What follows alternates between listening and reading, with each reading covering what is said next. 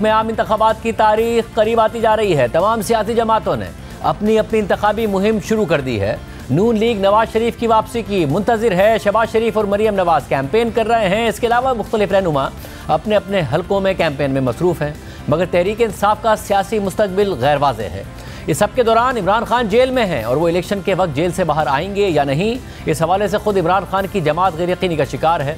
और इस कशमकश के दौरान तहरीक इंसाफ के रहनुमा इंतखाबी मुहिम नहीं चला पा रहे हैं और सीनियर रहनुमा पार्टी छोड़ कर जा रहे हैं और जाते जाते 9 मई के वाक़यात की जिम्मेदारी इमरान खान पर आयद कर रहे हैं और दावा कर रहे हैं कि पार्टी के अंदर जो चीज़ें चल रही थी उन्हीं मामलात ने पार्टी को 9 मई की तरफ धकेला। लेकिन साथ ही ये सवाल भी उठ रहे हैं कि ये बयानात दबाव की वजह से दिए जा रहे हैं, क्योंकि जिन रहनुमाओं ने पार्टी छोड़ी है या तो वो गिरफ्तार थे या कई दिनों से लापता थे। और अब भी पीटीआई के 2 अहम रहनुमा और एक इत्तेहादी लापता हैं, जिनमें फरूख हबीब, सदाकत अली अब्बासी और शेख रशीद शामिल हैं। और ये कयास सराइयाँ हो रही हैं कि पार्टी छोड़ने से मुताल्लिक कोई रहनुमा जल्द मंजर आम पर आ सकता है, बिल्कुल उसी तरह जिस तरह उस्मान डार कल मंजर आम पर आए। मगर उस्मान डार के मामले पर उनकी वालदा ने सारी जिम्मेदारी उनके सियासी हरीफ ख्वाजा आसिफ पर डाल दी है। उस्मान डार के इंटरव्यू के बाद उनकी वालदा ने वीडियो बयान जारी करते हुए कहा है कि ख्वाजा आसिफ ने उस्मान डार को गन पॉइंट पर रखकर अपने मकासद को पूरा किया है। उस्मान डार ने सियासत छोड़ी है, मैंने नहीं, और मैं ख्वाजा आसिफ का सियासत में खुद मुकाबला करूंगी। इमरान खान के साथ खड़ी। ख्वाजा साहब, मेरी बात गौर से सुन लो। जो तुम चाहते थे वो तुमने उस्मान डार को गन पॉइंट पे रखकर अपने मकासद को पूरा किया है। सियासत उस्मान डार ने छोड़ी है, उसकी वालदा ने नहीं। अब तेरा मुकाबला मैं करूंगी सियासत में और मेरा चैलेंज है तुम्हें कि तुम मैदान में आओ और देखो कि तुम्हारे शेर का मैं क्या असर करती हूँ। मैं इमरान खान के साथ डटी हुई हूँ और डटी रहूंगी। सियासत मैंने नहीं छोड़ी। अब मैदान में आओ तो देखो क्या होता है। उस्मान डार की वालदा इन तमाम तर मामलात की जिम्मेदारी ख्वाजा आसिफ पर डाल रही हैं। उनके भाई उमर डार भी ख्वाजा आसिफ पर तनकीद कर रहे हैं और ऐसा लगता है कि पाकिस्तान की सियासत एक दायरे में घूम रही है और मुल्क मुसलसल पीछे जा रहा है, क्योंकि जब तहरीक इंसाफ हुकूमत में थी और इस्टेब्लिशमेंट के करीब थी और नैब के जरिए सियासी मुखालफिन को टारगेट कराती थी, तो यही उस्मान डार दावे करते थे कि ख्वाजा आसिफ की बारी आने वाली है। और फिर तहरीक इंसाफ की ही हुकूमत में ख्वाजा आसिफ की बारी आई और वो गिरफ्तार भी हुए और ये खबरें आई कि उन पर नवाज शरीफ को छोड़ने का दबाव डाला जा रहा है। मुझे चंद रोज कबल आपको पता है नैब ने बुलाया हुआ था ख्वाजा आसिफ साहब के केस में। मुझे तो बज़ाहिर जो मैंने वहां मोटी मोटी फाइलें वहां देखी हैं उनके असासों की, बैंक अकाउंट्स की, मुझे तो लग रहा है लाहौर वाले ख्वाजे के बाद सियालकोट वाले ख्वाजे की बारी आने वाली है। तो ये क्या कहेंगे मैंने पकड़वा दिया? आपने कैसे देख ली? आपने कैसे देख ली भाई? ये फाइलें आपको किसने दिखा दी? नैब वो फाइलें इनको दिखा रहा था। कितनी गलत बात की आपने? पूछे नैब वो फाइलें इनको दिखा रहा था। और अब नून लीग और इस्टेब्लिशमेंट करीब हैं। उस्मान डार और उनके ख़ानदान के साथ जो कुछ हुआ वो इसकी जिम्मेदारी ख्वाजा आसिफ पर डाल रहे हैं। मगर कल उस्मान डार ने अपने इंटरव्यू में ये दावा भी किया था कि वो खुद से रुपोश हुए थे। लेकिन सवाल ये है कि अगर उस्मान डार खुद से रुपोश थे तो उनके लापता होने के एक दिन बाद सिंध के वज़ीर दाखिला ब्रिगेडियर रिटायर्ड हारिस नवाज ने बयान क्यों दिया था कि उस्मान डार के वारंट बहुत पहले निकले हुए थे, इस सूरत में ही वो गिरफ्तार हुए हैं, क्योंकि उससे एक दिन पहले ही खबर आई थी कि कराची में मलिर कैंट से उस्मान डार गिरफ्तार हो गए। और बाद में सिंध हाईकोर्ट में सिंध पुलिस ने कह दिया था कि उस्मान डार हमारी हिरासत में ही नहीं है। इस पूरे मामले पर बात करने के लिए हमारे साथ खुद ख्वाजा आसिफ साहब मौजूद हैं। ख्वाजा साहब, बहुत शुक्रिया मैं शो में ज्वाइन करने के लिए। ख्वाजा साहब, एक दायरे में सियासत घूम रही है। एक ज़माने में उस्मान डार साहब आपके हवाले से दावे करते थे, फिर आप गिरफ्तार भी हुए, खबरें भी आई कि आप पर दबाव डाला गया कि नवाज शरीफ का साथ छोड़ दें। आप लोगों को गिरफ्तार करके दबाव डाला जाता था, इन रहनुमाओं को रूपोश करके दबाव डाला जा रहा है। अचानक आते हैं टीवी पर आकर इमरान खान साहब पर जिम्मेदारी डालते हैं और पार्टी छोड़ने का ऐलान कर देते हैं और बराह रास्त आप पर इल्ज़ाम लगा रही है उनकी वालदा कि वो मुकाबला करेंगी। आपके लिए चैलेंज होगा उनका मुकाबला करना?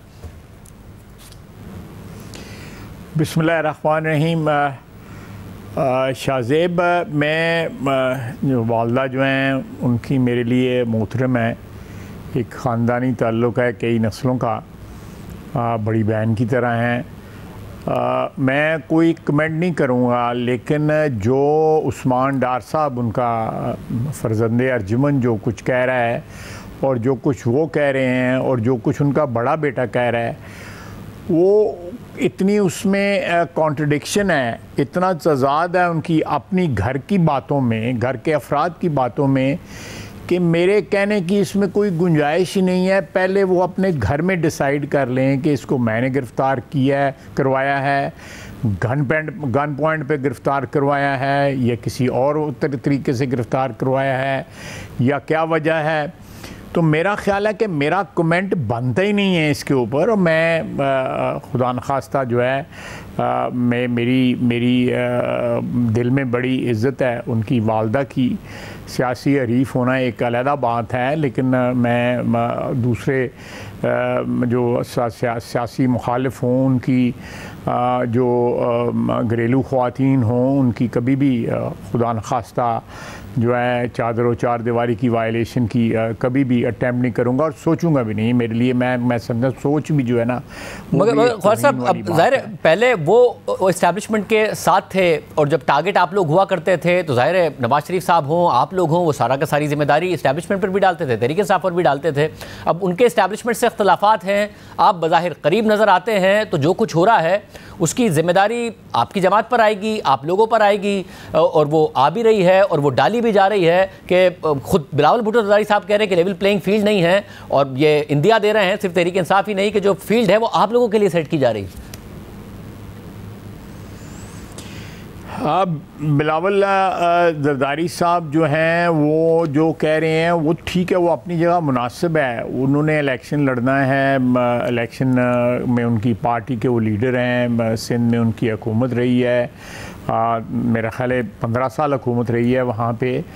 तो वो बिल्कुल अगर वो उनको कोई शिकायत है लेवल प्लेइंग फील्ड ना होने की तो हो सकता है वो उनकी शिकायत जो है वो दुरुस्त हो, या मैं उस पर स्पेकुलेट करने की कोशिश भी नहीं करूँगा।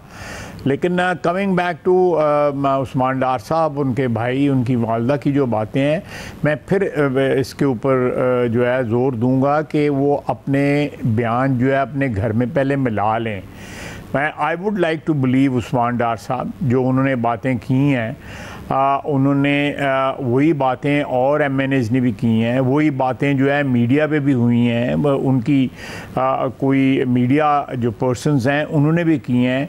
जो 9 मई के शवाहदात हैं, 9 मई की जो गवाहियाँ हैं, जो वाक़यात हैं, वो सारे के सारे ये इस तरफ पॉइंट आउट करते हैं, इस तरफ उंगली जो है वो उठती है कि भाई कोई साजिश थी, कोई प्लानिंग थी, कोई एक मंसूबाबंदी थी कि एक ही दिन जो है फैसलाबाद में, मियांवाली में, मर्दान में, पिंडी में, ये सारी जगह पे एक दिन नहीं, तमाम जो सियालकोट में तमाम जो तनसीबात हैं फ़ौज की, उनके ऊपर हमला किया गया।